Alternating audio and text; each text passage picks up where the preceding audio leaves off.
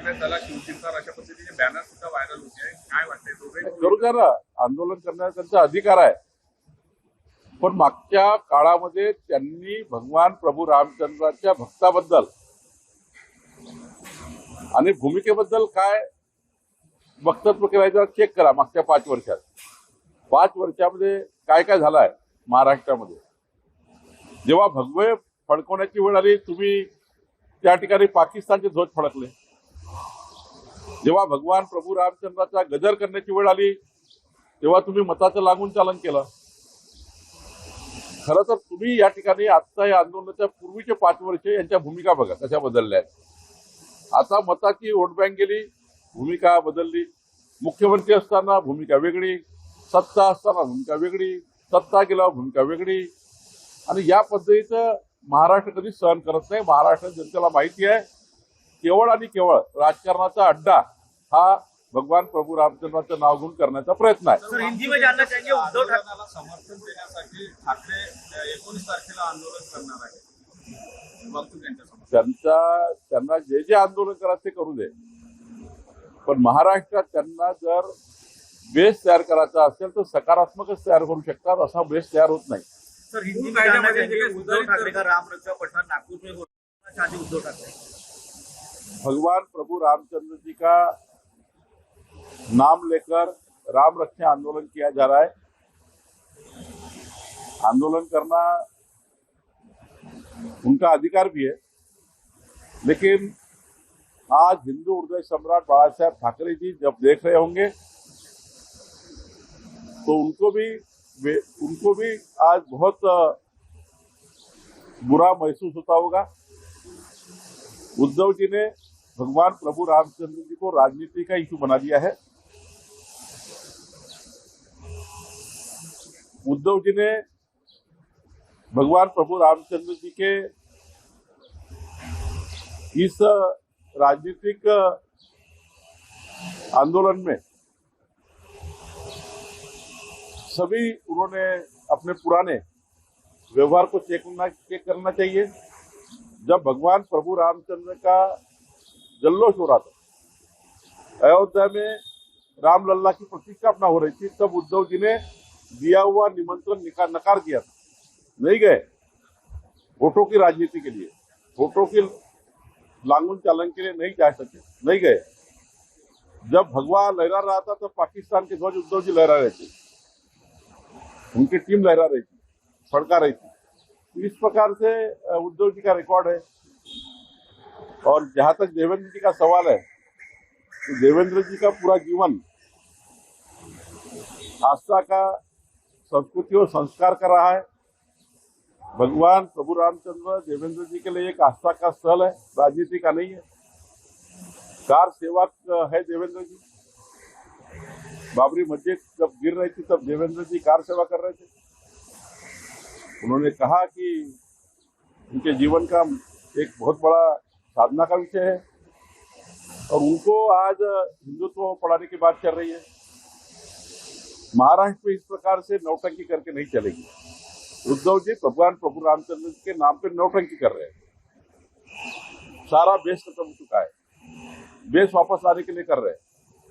सारे लोग छोड़ के चले गए. अब भगवान प्रभु रामचंद्र जी उनको बचाएंगे विचार कर रहे हैं. लेकिन भगवान प्रभु रामचंद्र का जो स्वरूप है वो आस्था का है, संस्कार का है, संस्कृति का है, हमारे धर्म का है. और कोई राजनीति कर रहा है, उनको उनकी राजनीति उनको लखलाभ है. लेकिन इस प्रकार की राजनीति महाराष्ट्र में नहीं चलेगी. इस प्रकार की राजनीति को बाहर राजकारणाकरता कुठल्याही स्तरापर्यंत जाण्याचा हा प्रयत्न आहे. आमच्याकरता भगवान प्रभू रामचंद्र हे आस्थेचा, संस्कार, संस्कृतीचा विषय आहे. पण आता या गोष्टीचं वाईट वाटतं की जनाधार गेल्यानंतर उद्धव ठाकरेजींना भगवान प्रभू रामचंद्राच्या नावाने राजकारण करून मताची व्होट बँक तयार करण्याचा प्रयत्न आहे. जेव्हा खरंच रस्त्यावर उतरण्याची गरज होती तेव्हा उतरले नाही.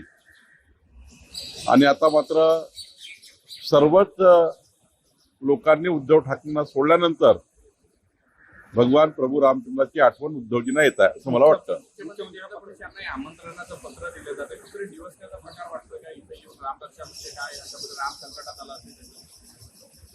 खरं तर देवेंद्रजींना हिंदुत्व शिकवण्याची फार गरज नाहीये. देवेंद्रजीचं आयुष्य हे हिंदू धर्माचं संस्कार संस्कृती जतन करण्याकरता गेलेलं आहे. देव देश धर्म कार्याकरता आयुष्य देणारे देवेंद्रजी आहे. त्यामुळे अशा प्रश्नांनी अशा पत्रांनी कुणी काही डिवचलं तरी देवेंद्रजीच्या त्यांच्या भूमिकेवर काही फरक पडणार नाही. देवेंद्रजी खऱ्या अर्थाने भगवान प्रभू रामचंद्राचे असीम भक्त आहेत आणि बाबरी मस्जिदच्या आंदोलनाच्या वेळी देवेंद्रजी कार सेवा करत होते तेव्हा हे सर्व लोक झोपा घेत होते. त्यामुळे देवेंद्रजी बद्दल बोलून आणि ते नागपुरात बोलून केवळ त्यांना टीका मिळत आहे, काही दुसरं मिळत नाही.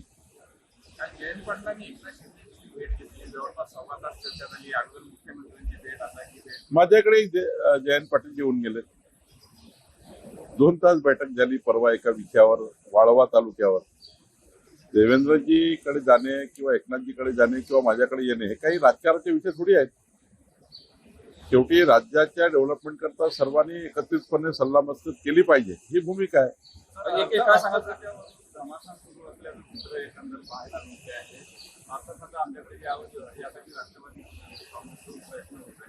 असा घमासांचा कधीच प्रश्न येत नाही. काही जर वाटलं तर माननीय सुनेत्रा पवारजी आणि देवेंद्रजी बोलतील. घमासान करण्याचा काही प्रश्न नाही आहे. आमच्याकडे संवाद आहे. सुनेत्रा वहिनींना मोठं स्थान आहे आमच्याकडे. त्यामुळं देवेंद्र यांची चर्चा करून निर्णय होईल. ठाकरेच्या बैठकीत एका अर्थानं चंद्रशेखर बावनकुळेच्या कौतुकाची चर्चा झाली. बावनकुळे जे आहे ते सकारात्मक उत्तर जे विरोधकांना नाही, सकारात्मक सरकारने राहिलंच पाहिजे. ही सरकारची जबाबदारीच आहे. मंत्री म्हणून माझी जबाबदारी आहे. जर संजय राऊत साहेबांनी एखादा विषय महाराष्ट्रात पाठवला, तो जर योग्य असेल निर्णय घेतला पाहिजे, त्यावर काम केलं पाहिजे. अंबादास दानवेजींनी एखादा विषय काढला, त्यावर काम केलं पाहिजे. शेवटी राज्याच्या हिताच्या 4 गोष्टी सांगितल्यावर जरी विरोधी पक्षांनी सांगितल्या तरी त्यावर सकारात्मक निर्णय करणे हीच सरकारची जबाबदारी आहे. राजमाता जिजाऊ महिला सशक्तीकरणासाठी मोठा बदल जे आहे ते सरकारने केला आहे. याच्याकडे राजमाता जिजाऊ महिला सक्षमीकरण योजना महसूल खात्याने सुरू केलेली आहे. या राज्यातल्या महिला बचत गटांना 2.5 एकर जागा एका गटाला व महिलांच्या सेवा सहकारी संस्थांना सुद्धा आता अंतर्भूत केला आहे. 1 लाख रुपयाचं फिरतं भांडवल आम्ही देणार आहोत आणि या 2.5 एकरमध्ये चारा लागवड आम्ही करणार आहोत, बांबू लागवड आम्ही करणार आहोत. आणि ही चारा आणि बांबू सरकारची टायअप करून त्या महिला बचत गटांना उत्पन्न मिळवून देण्याचा आमचा प्रयत्न आहे. सोबतच शेतकऱ्यांचे शेतरस्ते जे आहेत, सर्व प्रकारचे शेतरस्ते यांचं सीमांकन करून दोन्ही बाजूला झाडं लावण्याचाही निर्णय आम्ही करतो आहे. शेतकऱ्याचा रस्ता खुला करणे, वहिवाटचा रस्ता खुला करणे, शेतरस्ते खुले करणे आमची भूमिका आहे. आणि शेतकऱ्याचा रस्ता मोजून त्याच्या कडेला झाडं लावणे, जेणेकरून बाउंड्री फिक्स करण्याचा विचार आम्ही करतो आहे. 300 कोटी वृक्ष लागवडमध्ये आता आम्ही या ठिकाणी या अभियानाची अंमलबजावणी शेत पांधन रस्त्यावर करणार आहे आणि शेत पांधन रस्त्याच्या दुतर्फा झाडे लावण्याचा निर्णय आपलं सरकार आम्ही करणार आहोत. लवकरच याचा शासन निर्णय येणार आहे. एकनाथ शिंदे यांची साडी वाटप योजना तरी आर्थिक अडचणी बंद पडली असेल, सुरू करण्याचा निर्णय एखाद्या वेळी पुन्हा एकनाथजी करतील. सुनील तटकरे आणि कुठेतरी प्रफुल्लभाई पटेल यांनी वर्षा बंगल्यावर मुख्यमंत्र्यांची भेट घेतली होती, त्यामुळे सुनेत्रा पवार नाराज होते. मला नाही वाटत असं काही.